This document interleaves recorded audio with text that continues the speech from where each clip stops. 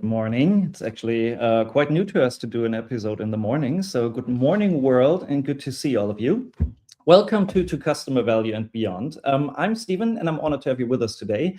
We bring you insights from decades in tech, B2B SaaS, and customer success, sharing real stories, answering your burning questions, and exploring new ways to drive real customer value without taking ourselves, hopefully, too seriously. This show's live streaming on LinkedIn and YouTube with recordings available on Spotify, Apple Podcasts afterwards. And we might share the occasional blog post also taking pieces of this episode, and we'll share that on our website. I think enough about us for now. You know me, I'm co-founder and co-CEO of Addressable Value. We're focusing on helping companies realize customer value. But we have somebody very special with us today. So I'm excited to introduce Adrian Beck. Adrian Beck is Global VP of Customer Success, Renewals, and Services at Wiz, bringing 25 years of experience across the Big Four, scale-ups, and global SaaS leaders, managing teams of 300 plus, over 2 billion in contract value, while protecting and growing enterprise revenue. I hope, Adrian, I didn't miss anything, but welcome, and why don't you jump in and tell us a little bit about yourself on what keeps you busy at Wiz? Cool. Thank you, Stephen. Yeah, great to be here. Thanks for the invite. Appreciate it. Yeah, you didn't miss anything on that intro. That's pretty much sums it up. So what an intro, right? Yeah. A good way to start the day as well in the morning. So my name's Adrian. I run a big team at Wiz now. We were acquired this year by Google. So in the early stages of transitioning into life at Google. My career is really in two parts. So the first 10 years were in the Big Four, as you mentioned. 8.5 years at KPMG, a year and a half at Deloitte, in London practice, doing all sorts of different engagements, but centering around IT risk, IT governance, IT audit, across a variety of sectors, but mainly TMT, so telecoms, media, and technology. Reached a point where I thought, you know what, I've kind of had my fill of the Big Four. It's a great place to start your career. It wasn't for me long term. And at that point, this 2011, 2012, tech had obviously exploded even more. And so I wanted to really get into technology. So got a bit lucky in terms of a call from a recruiter pitching an application security startup called Veracode, who were just coming across from the US and starting to expand globally. And didn't think too much about it, jumped in, and that marked really the start of where I am now, which is 14 years. I always lose track of the years. 14 years in cybersecurity vendors in basically customer success. So building out either from the start teams or taking on and evolving post-sales teams to some future state. So in the cybersecurity world, if you're familiar, application security, 3.5 years at Veracode, 5 years at a company called Tanium, which is an endpoint security vendor. So looking after the machines, essentially, that are out there.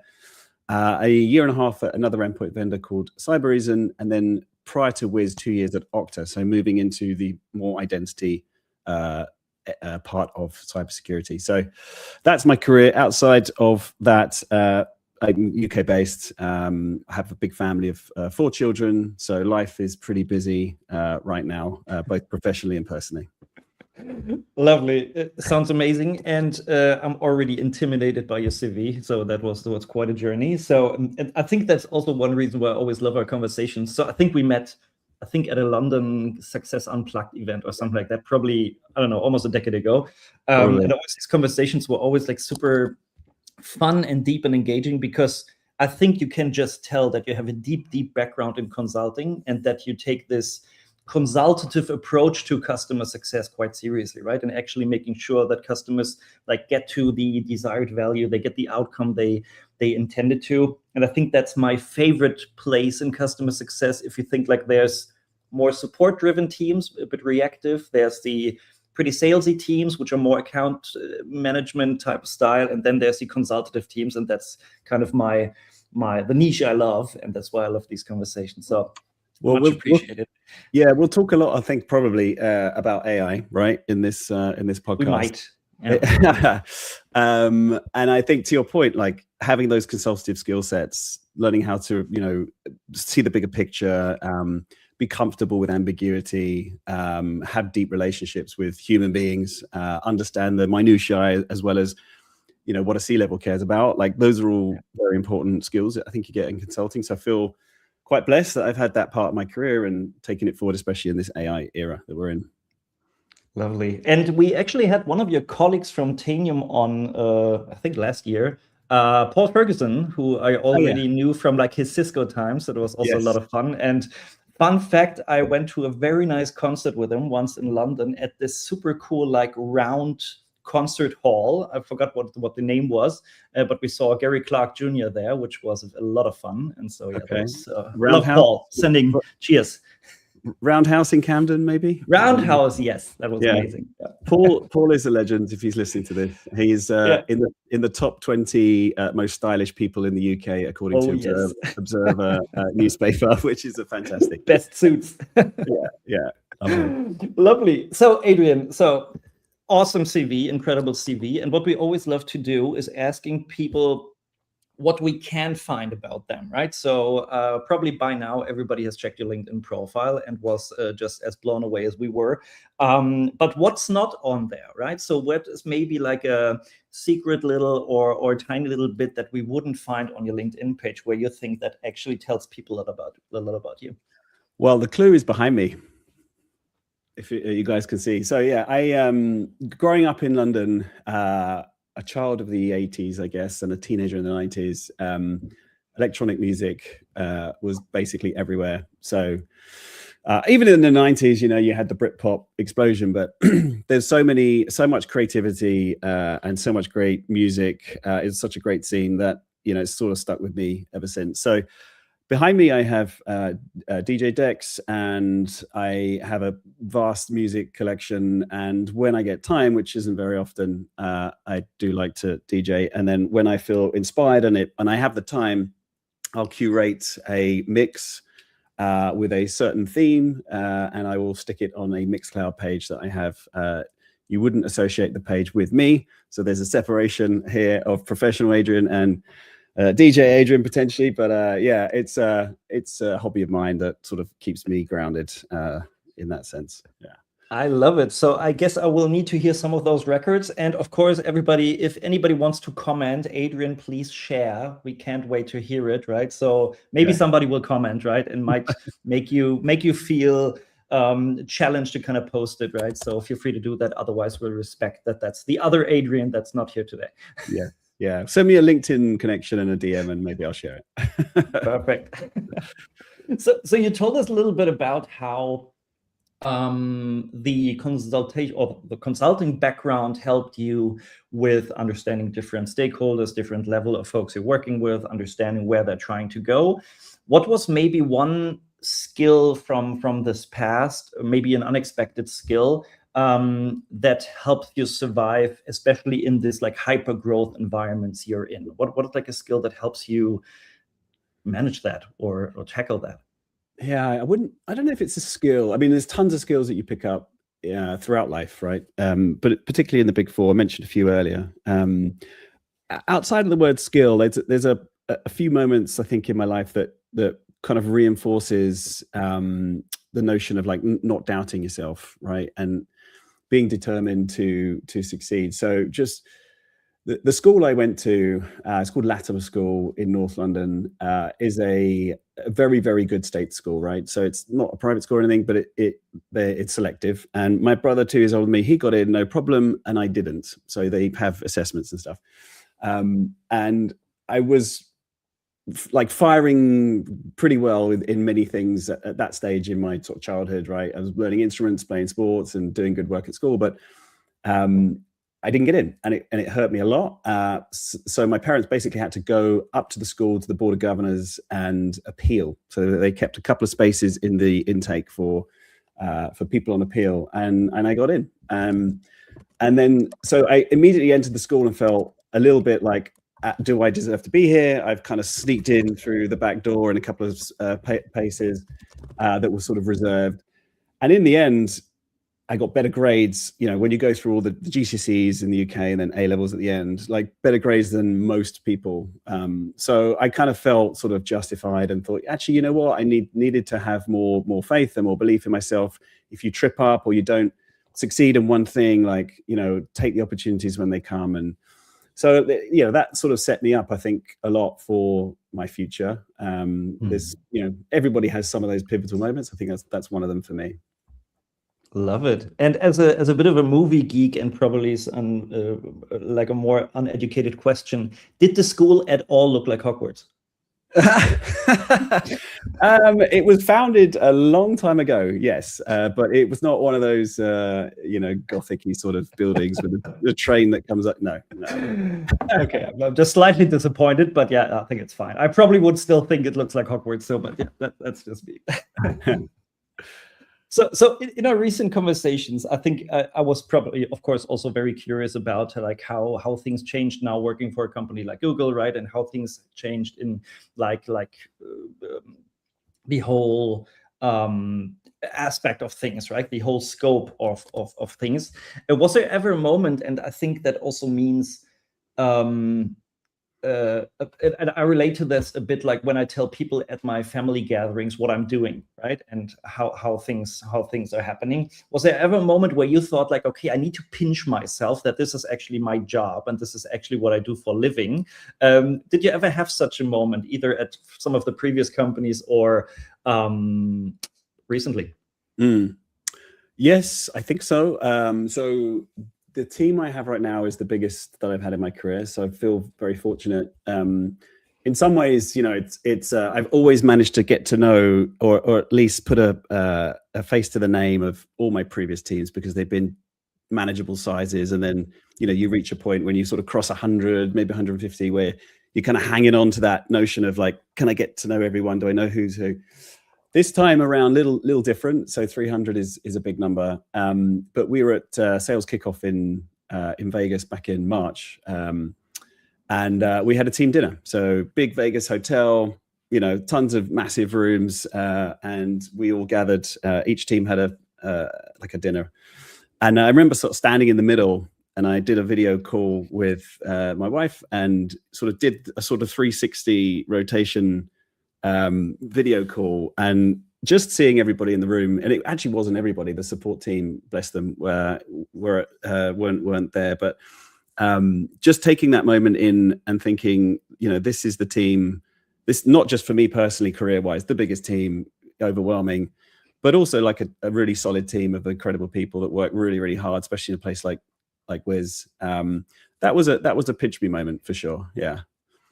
Love it. And that's a huge team, by the way, right? So the biggest team I managed was close to 100, which was already a challenge, right? And which really makes you focus a lot on like this middle layer you kind of require to manage these teams well, which in this scope, of course, also needs to be quite bigger. And funnily enough, we already got a live question, especially on that team focus. Somebody, and I won't name names, right? So if anybody wants to have their name called out, right? So please add that as a comment, right? So please call my name. Somebody asked, how can you be still alive while managing hundreds of people? Not sure if there's a background for this question, but I guess there's someone with experience managing teams. Alive, wow, interesting word. Well, don't kill yourself. No job is worth killing yourself. Yeah. So it's all about structure, right? So back to your point about layers, Stephen. So I have a leadership team of 4 people. So I have basically geo leaders who are responsible for the same teams that I'm responsible for pretty much. And then I have a sort of separate 4th leader who runs my renewals team. That's not geo-focused per se into me. So that is our core leadership team. We meet on a weekly basis, etc. And then I have what I call my extended leadership team, my XLT, which is anyone who is a manager in the whole group, including the 5th part of the post-sales teams, the support team, which doesn't report into me. They did last year, but we're constantly changing like most companies. So that is the group, to answer the question, that is the group that is structured to manage the teams, manage the growth, manage the results, manage the hiring, etc. And we work that way.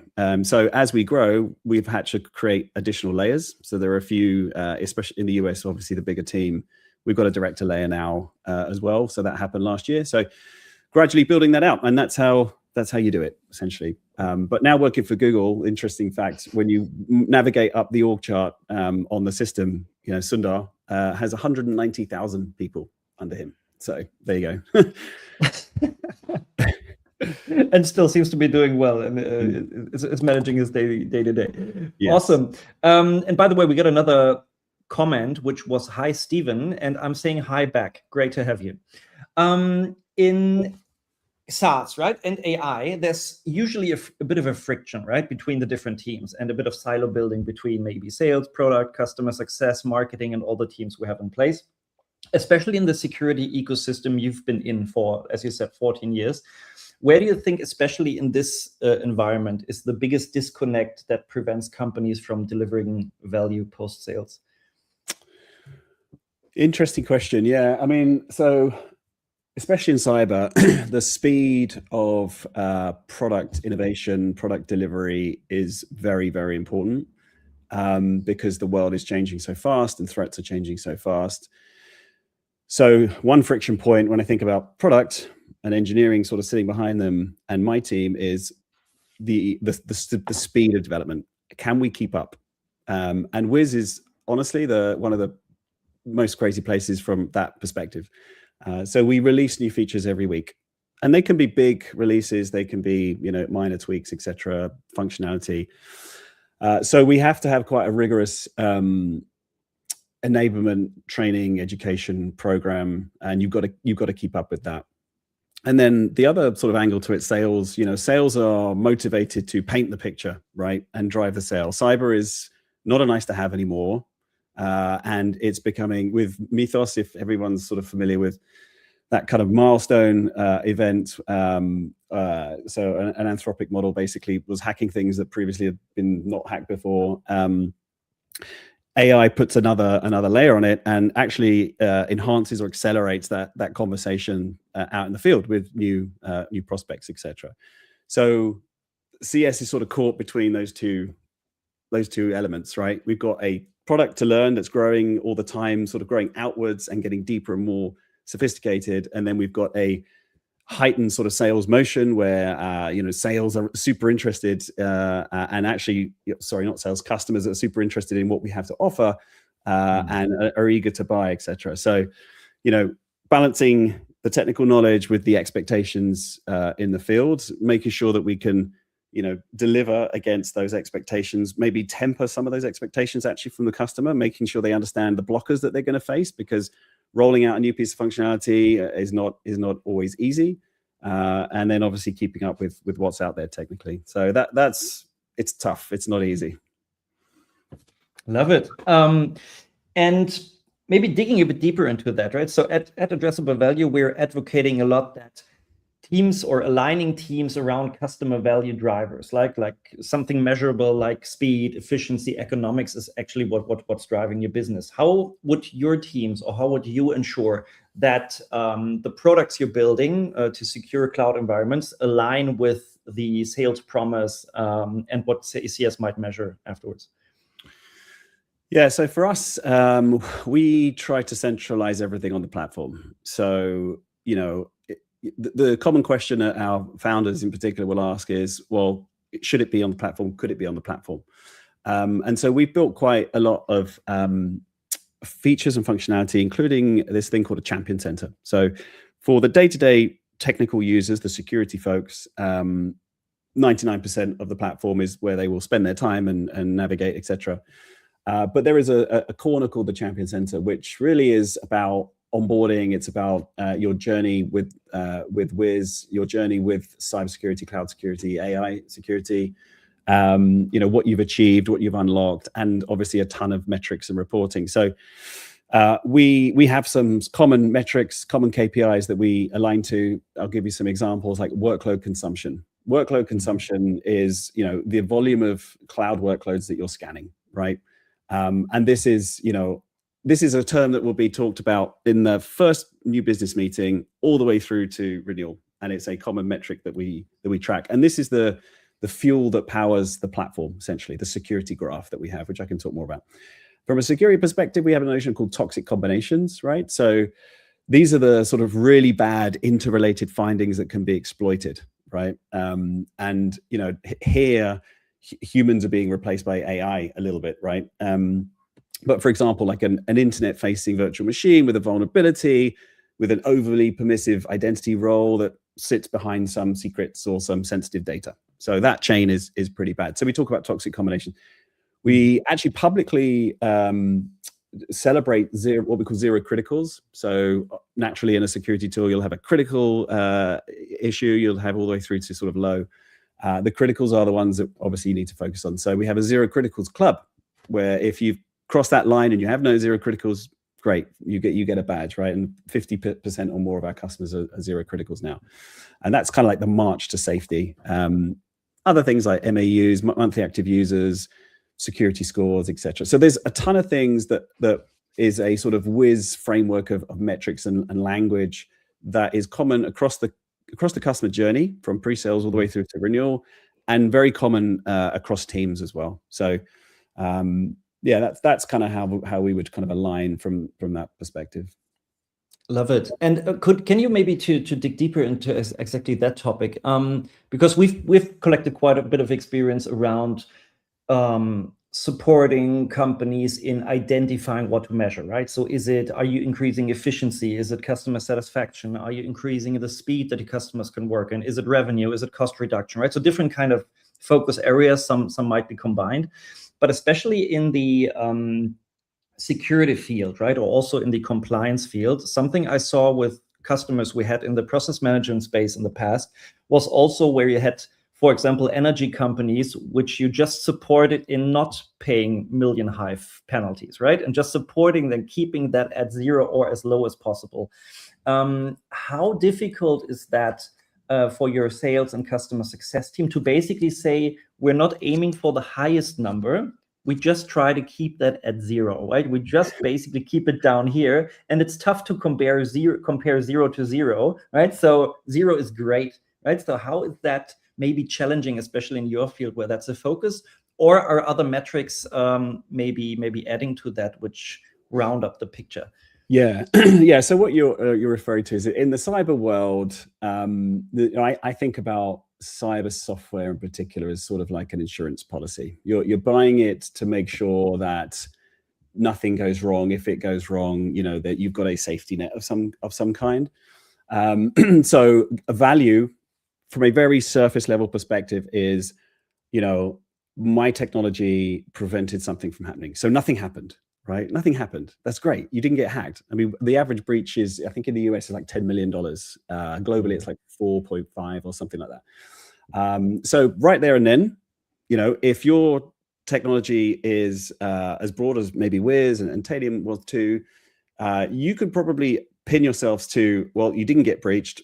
X number of breaches happen per year, so let's put a dollar figure on that. That's great. It's a slightly tongue-in-cheek comment or phrase, right? That your ROI is that nothing happened. There are many good things that need to happen, often unrelated to you and your software and what your teams have delivered, to prevent those bad things happening. There's people, there's other technologies, there's upgrades and patches and all of that. So it's kind of a tongue-in-cheek comment. I think for me, I've seen an evolution in the cybersecurity software world of sort of visibility being the first phase. So my technology gives you, security team visibility into everything, and Veracode was very much like that in the early days. I haven't kept pace with the Veracode platform, but you'd scan a piece of software and you'd get hundreds, maybe thousands of vulnerabilities, but you'd have to go through those with the developers to work out whether it was a valid thing or not. So you'd need people who deeply understood code.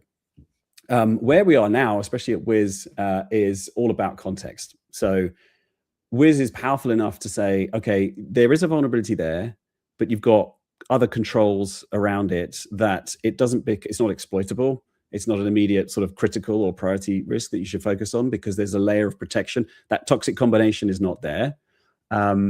And then so you get to a place where you filter. So yes, there's a big list of bad things, but the context shrinks that list to the things that you really need to focus on.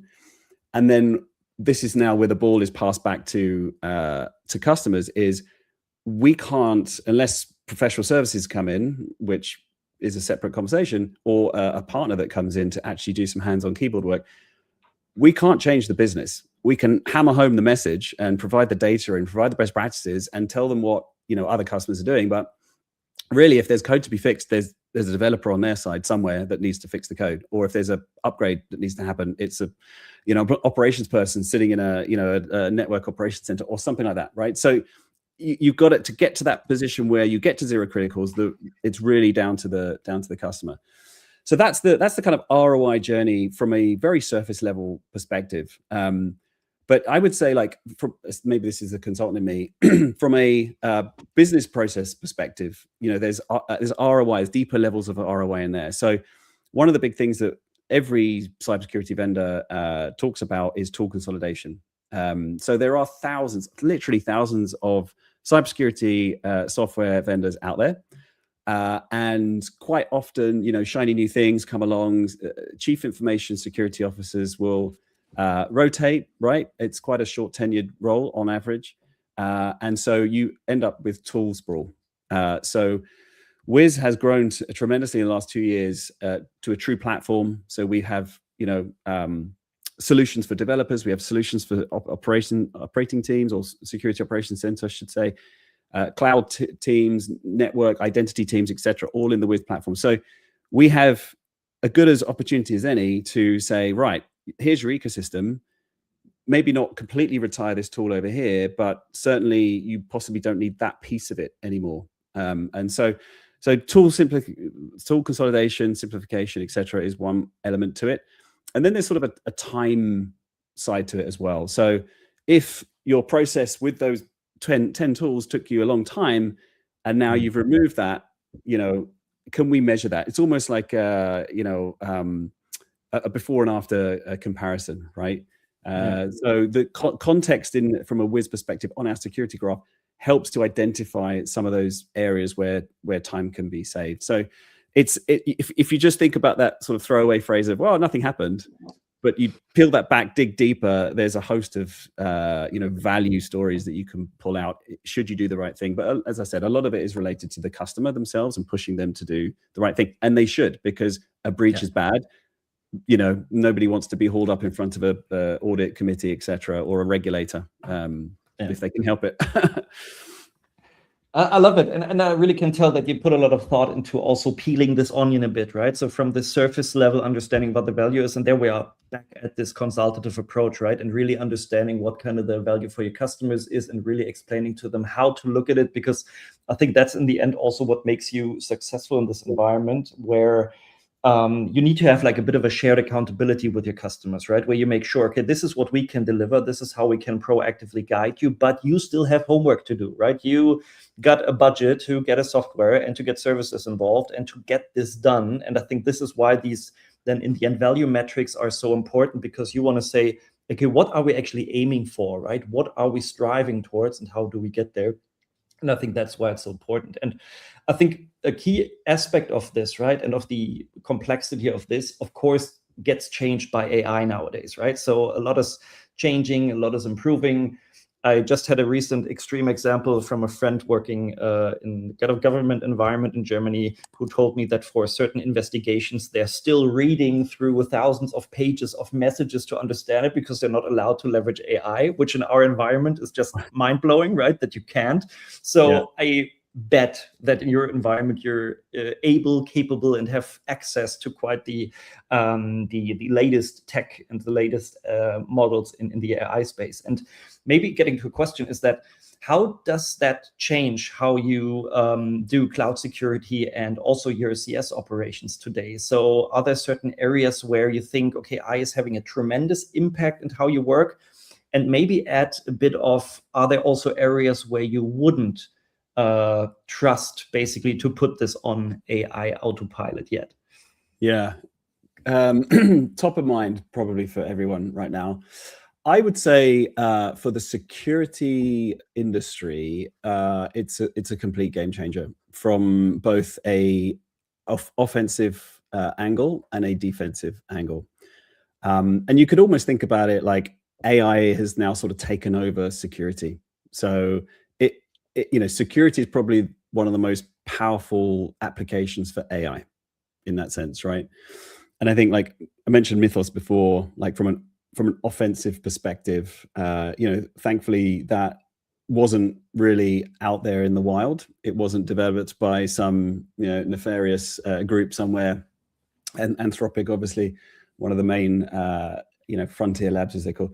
So we know that these things can do some incredible damage. And I don't know if folks caught the OpenAI and Hugging Face story yesterday, but that was incredible. So the trend, especially with OpenAI, right, is that actually the security, as I mentioned, like the security use cases are pretty powerful, right? So we will probably see security offerings from AI labs going forward. And so it looks like OpenAI were doing some testing. They softened some of the guardrails a little bit. They set it a task, and it broke out, not necessarily to attack, but to get the answer. So it broke out of OpenAI's guardrails, which were admittedly released or lessened a little bit. It was going through some benchmarks at Exploit Gym, I think it was called. I've not heard of that personally. And then, it broke out and it thought, you know what, Hugging Face potentially has the answer to the test that I'm being asked to run. So they went out and they broke into Hugging Face to get the answer to the test, exploiting multiple vulnerabilities and stolen credentials and other things like that. So that's actually today becoming a big story now. So worth reading. So net an absolute game changer for security. On the defensive side, actually hugely advantageous for businesses, for cybersecurity vendors as well. So Wiz has pivoted, rightly so, into an AI first approach. We've had AI agents in the platform for a while now, but more from a chatbot, help me learn and understand. Now we have 3 agents in the platform that do security use cases in particular. So a red agent that is basically a automated penetration tester, somebody that will go through your environment, go through your findings and sort of hack you and give you findings. A blue agent, which is more defensive, and then a green agent, which is the how do you fix it? So you found something here. The green agent will pull together all the right remediation steps, etc. So it's an incredible point actually to be in the security industry. One walk around a security conference will tell you everything that you need to know. For CS, I think it's a little less clear, if I'm honest.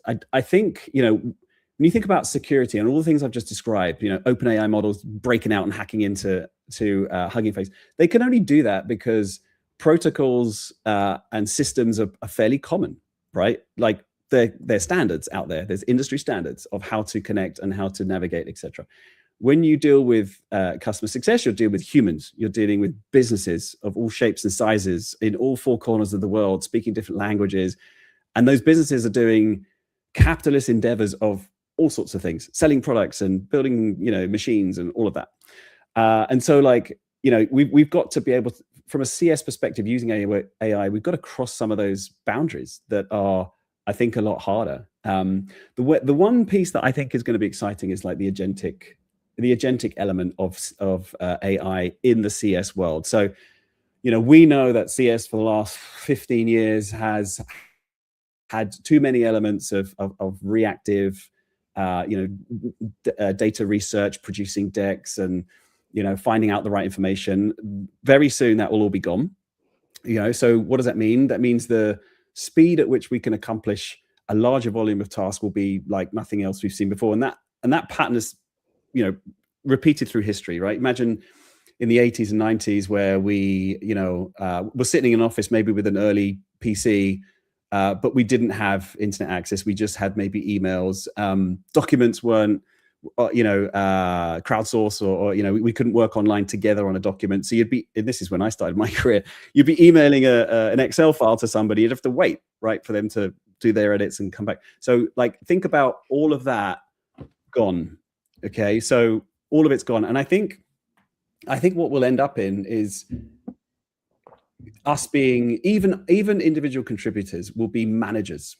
managers of agents, right? And those agents will allow us to cover more accounts, accelerate faster, and actually, like, back to my point, like, improve our human connections. Like, we will probably spend more time building relationships, and I hope, like, traveling to customers' sites and meeting people and having workshops. And so, like, it's a win-win-win potentially for everyone. All of that kind of low value, high volume work will go away, and you're left with the human element, which hopefully will always remain important. I just heard so many CSMs I spoke to over the last, I don't know, 13, 14 years, breathe deeply in relief that some of these like very cumbersome tasks will go away at some point, because I'm kind of used for CS teams to be the like most busy ones with the fullest calendars and like fully busy with so many small tiny tasks left and right, and that some of that will disappear. It's quite nice probably.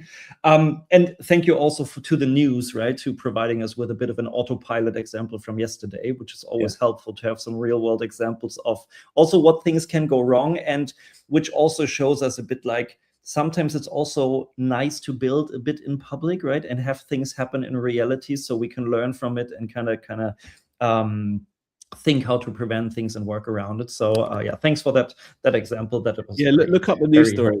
It's fascinating, actually. Yeah, I read it yesterday evening and I was quite blown away. But I'm curious to learn more about like the technical nitty gritties, how that came about far. So yeah, super interesting.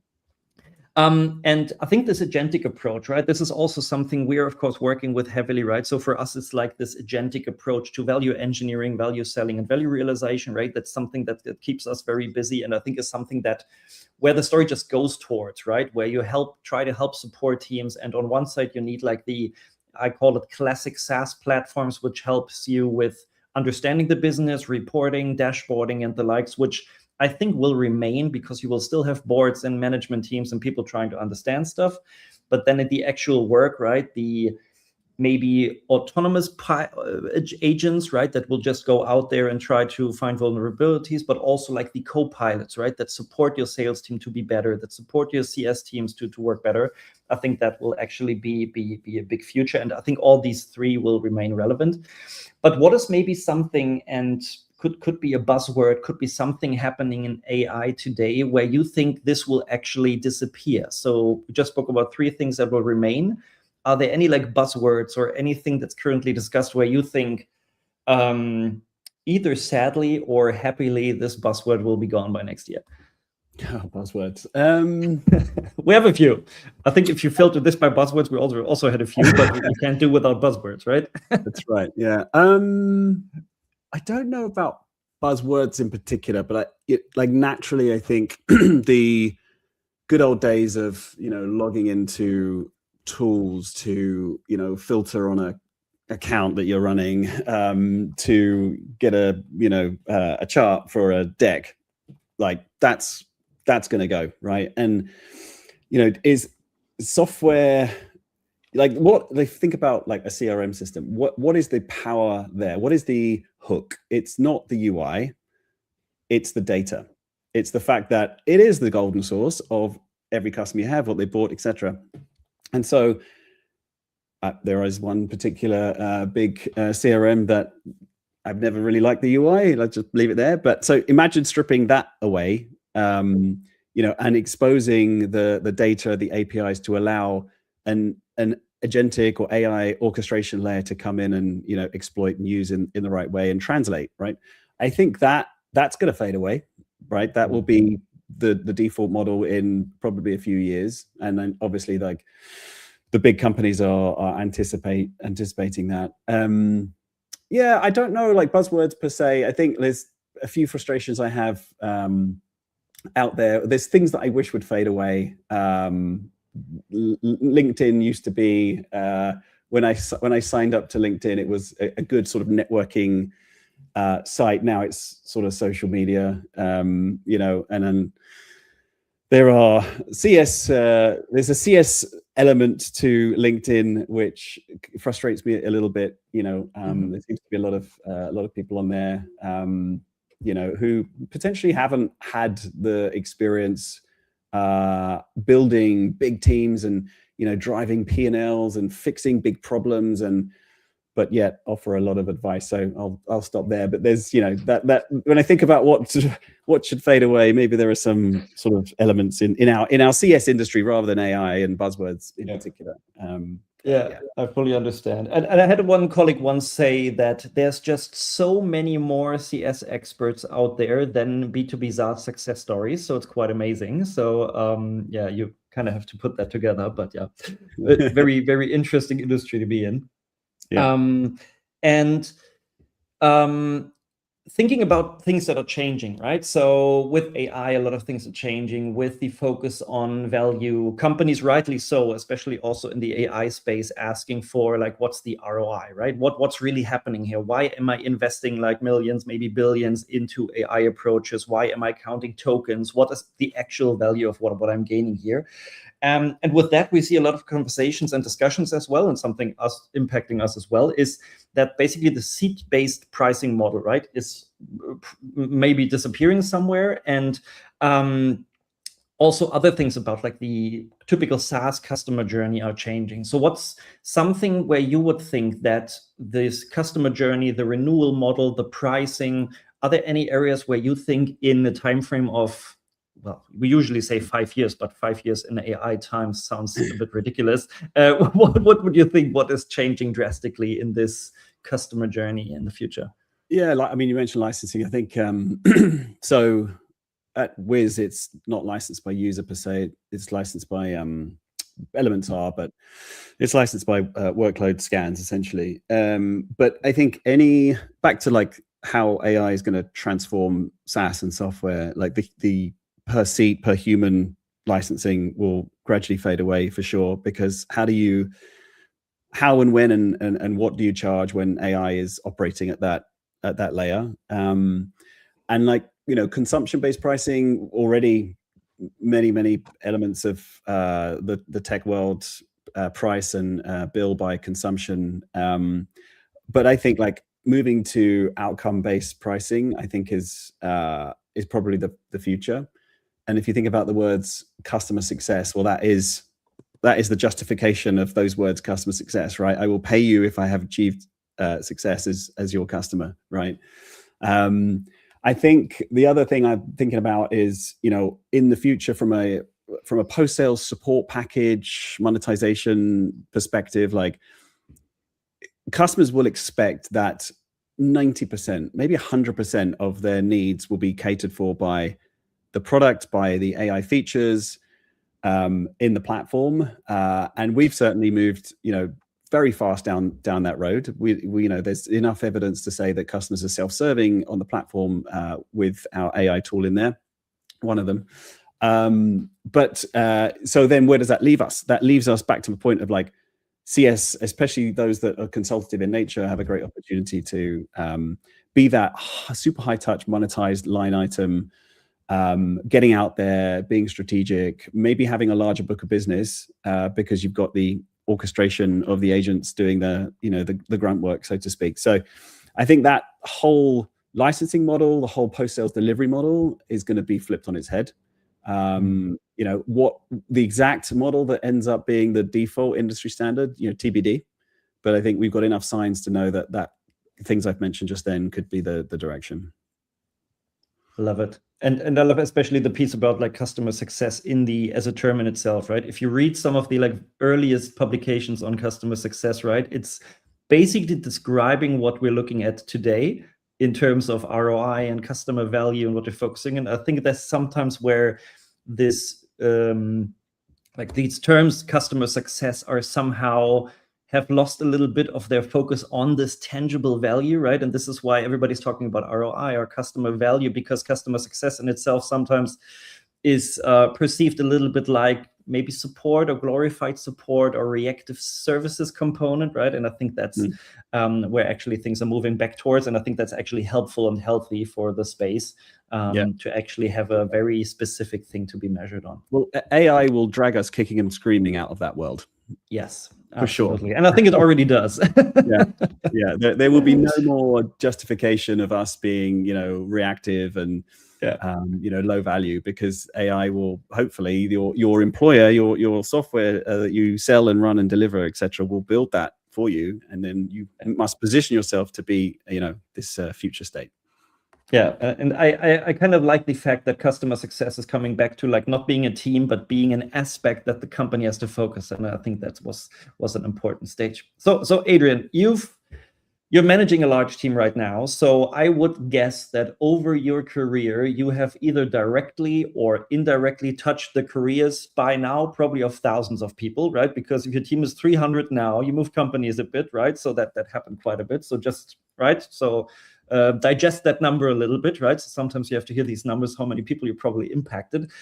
So looking at that and looking at what's changing and how the industry and AI is changing everything, what is maybe one area or one skill or something where you would suggest people in customer success, in value operations, but maybe generally in SaaS and AI should focus on to be kind of prepared for the future? And that's sadly also the last question I have for today. So I think I'll touch on some of the things we talked about on this podcast, right? So the ability to be consultative, the ability to ask incredibly insightful questions, very open-ended questions, deep curiosity to understand the landscape of your customer, outside in versus inside out. Putting yourself in the shoes of the people you're speaking to. It's not easy, but you have to do it. You have to really understand, like, what is their job? What do they do? What are they measured on? What are their ambitions? All of these things, I don't think an AI agent is ever going to do, right? Because, well, who knows? But that I think is critical. And back to my point, like, if we have the low value work taken away, everyone has to pivot to that, right? Because that's what will be left, and frankly, that will be the best bit. So those kind of skill sets, I think, are going to be really important. The other element, and we've touched on it, is like AI orchestration. So we've got an incredible CS operations team at Wiz, one that we've invested in. So we were always slightly under-resourced, and now we're moving out of that, and we've been able to be a bit more proactive with what we work on. But what an opportunity if you're in CS Ops to define the future operating models, right? So Ops historically built tracked dashboards, built health scores, managed CRMs and other systems. We're seeing it here. Like, CS Ops are coordinating vibe coded platforms that fill gaps that we have, right? They're using natural language to build workflows. They're building proactive alert systems. And then when we get there, we are working on an agentic layer. So different agents to do different pieces of the internal customer journey, handoffs, deployments, risk agents, those kind of things. It might take a little bit of time, but the operations people will be building the framework for the 300 people in my team and more in future to use those agents in particular. Like, so that is an incredible asset for your career to, to say that you've really built that, and it's brand new. Like, I'm sure other big, vendors are doing interesting things, but it's not commonplace right now. So I think that AI orchestration and governance layer or role or skill set is going to be unbelievably valuable in the future. Love it. So to all of Adrian's fans out there, there's a lot to digest for today. So take that with you and use that to develop further. So thank you so much, Adrian, for joining us today. It was a great pleasure. Always great to reconnect. And next time I'm around, we definitely have to meet in person again. So thank you so much for joining today. Speak soon. And to everybody else out there, thank you so much for joining. It's a wrap. I want to thank Adrian again for just sharing his incredible insights on proving customer value, navigating hypergrowth, and redefining customer success in cybersecurity. To our audience, thank you for tuning in. You can find show notes and links on Adrian's profile and Wiz in the description. Until next time, remember, the journey never ends to customer value and beyond. Bye-bye.